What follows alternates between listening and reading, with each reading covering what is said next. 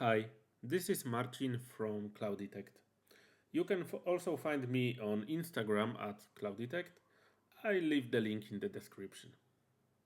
In this video, we'll create a BPMN process step by step, based on the requirements we gathered from the business. Let's imagine the scenario. You're a business analyst or maybe an application architect in a company that sells products online. You've been asked to design an application that supports the order process. The first step is to gather the requirements. So let's assume we've already spoken with three departments: sales, finance, and delivery that take part in this process. And here is what they told us. Sales receives the customer order, then they check availability. If the item is not available, they just reject the order. Or if the customer doesn't make a payment, which they learn from finance, they also reject the order. And that's it. In finance, if the item is available, they send the invoice to client and wait for payment. Then, if no payment is there after 7 days, they send a reminder. If there is still no payment after 2 weeks, they escalate back to sales to reject their order. But in the happy path, if the payment is received, they inform delivery to ship the item. The delivery simply ships the item and ends the process. Okay, let's build the diagram in Draw.io. Let me zoom out a little so that we all the time can see the requirements. And let's start building it. In order to do that, you need to enable BPMN elements in Draw.io. I already did that, but if you cannot see these BPMN elements, click on More Shapes, scroll down to BPMN here, click and apply. Okay, so let's create a pool. So this basic element that contains our process is called pool. Let's call it order process. And we have lanes inside the pool, sometimes called swim lanes. In this case, we already have 3, but if you need more, just drag from the left hand side to the diagram. Okay, let's rename our lanes to sales, finance, and delivery. So in each lane, there are activities performed by each of these departments. So every BPMN diagram begins with a start event. Events are always circles. There are various types of events. You can see them here. They differ by the borderline and the symbol inside. We will not go through all of them right now. Let's learn by doing. So let's use the most basic one, the start event. So with empty circle with a solid line. Let's call it order received. So the first task in the sales lane is check availability. In BPMN, tasks are always rectangles. Again, they can have different types and shapes of lines around them and additional symbols inside. The most general one is generic task. We use it when we either don't care or don't know what the implementation details are. So let's use the generic one now, and let's call it what do you have here? Check availability. So we check availability. Okay, so what now? If the item is not available, we reject. If the item is available, we will go to finance to send the invoice. So we need two flows from here. To achieve that, in BPMN, we use gateways.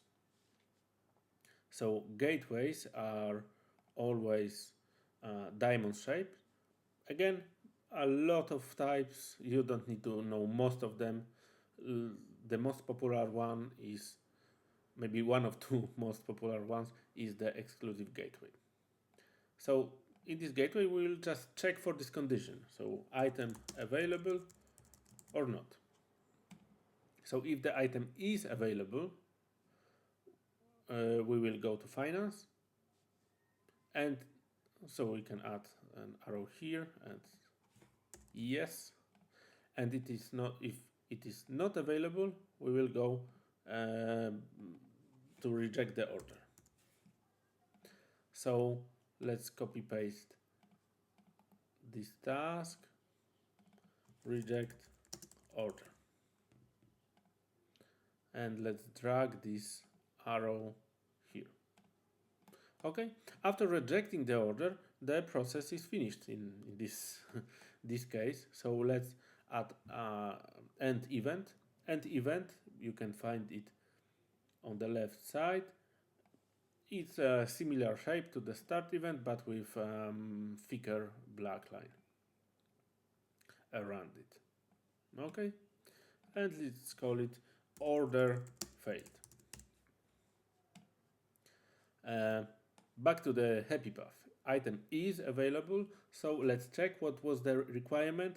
The send the invoice, then wait for payment. Okay, so let's do it. In this case, sending the invoice is definitely sending some kind of message. Nowadays, of course, it is an email. So let's have a special type of task. Send message task. It is also a rectangle, but with this message, and it denotes that this task is related to sending an email. So send invoice.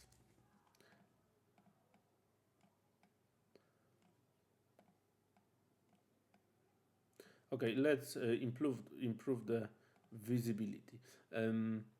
Let's move the text in the gateway to the top. Okay, and I will make this finance lane much bigger because we will have much more tasks here. Okay, after sending the invoice, we wait for payment. Okay, then let's wait. The wait for payment can be implemented as an user task.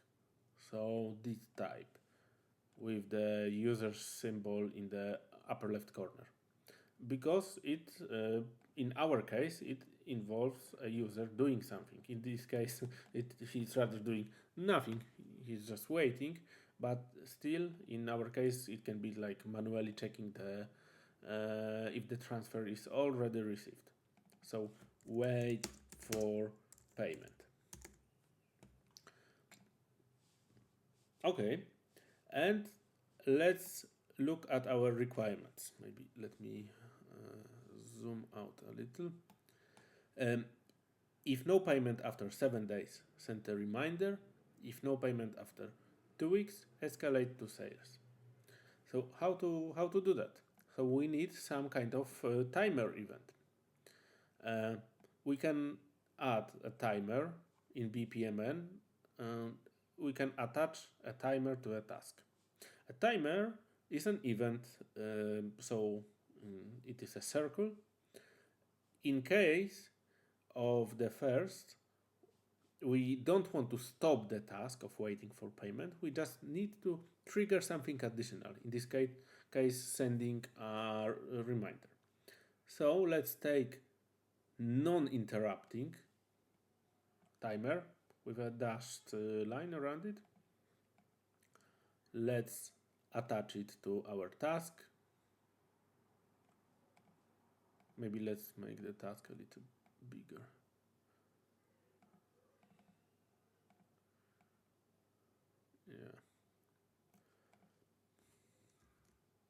Okay, and let's make another task,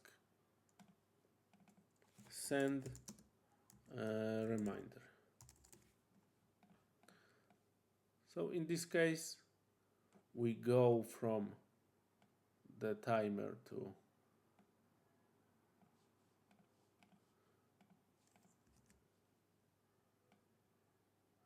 our task. And after sending the reminder, the flow goes back to wait for payment task.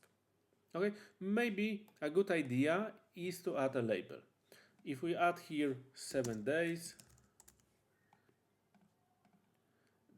then we don't need to include the description anymore when, for example, in a workshop, when working on this diagram with the stakeholders, with the business, everything will be in the diagram, and it is much more easier to see and to follow and to understand.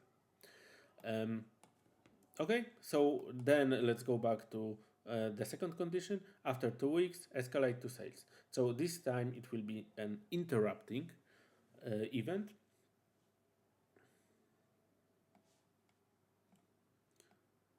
Let's use interrupting timer here, attach it to our task. Interrupting means it ends the execution of the wait for payment and changes the flow.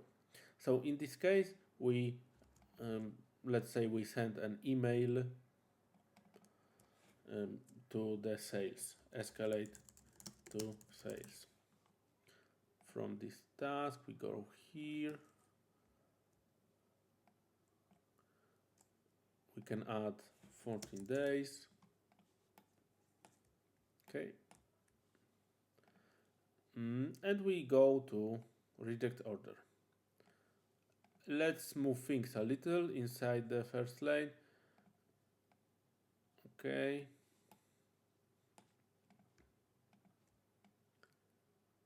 And it should look like this. So after 2 weeks, we escalate to sales, they reject the order, and the process is finished. Okay, let's go back to the happy flow. So if the payment is received, the delivery should send an item.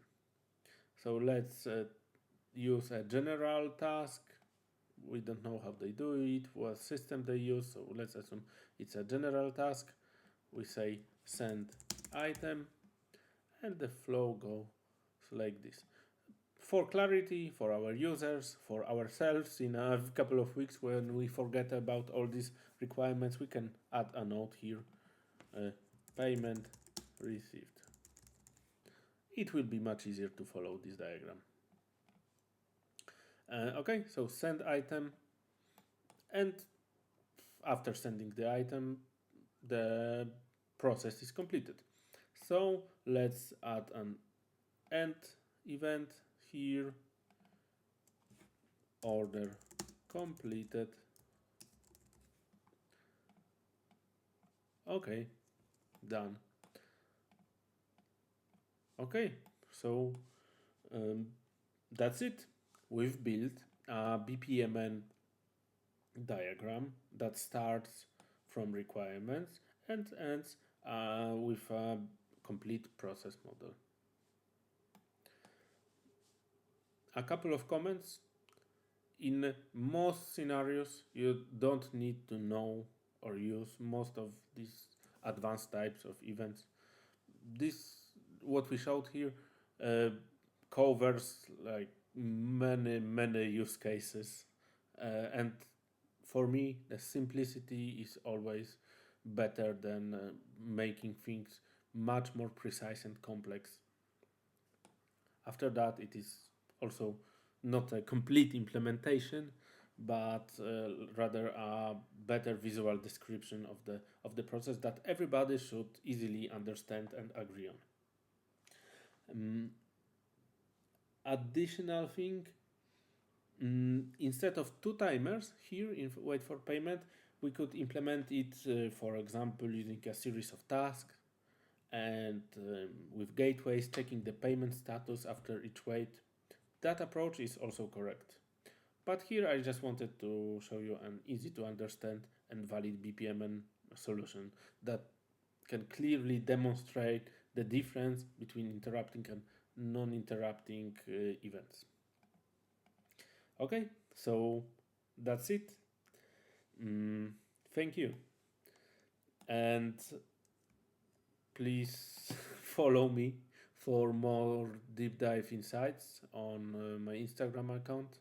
If you are a solutions architect, business analyst, or want to become one, or are just interested in this type of content, I share then a lot of real life insights from a solutions architect perspective. See you there. Thank you.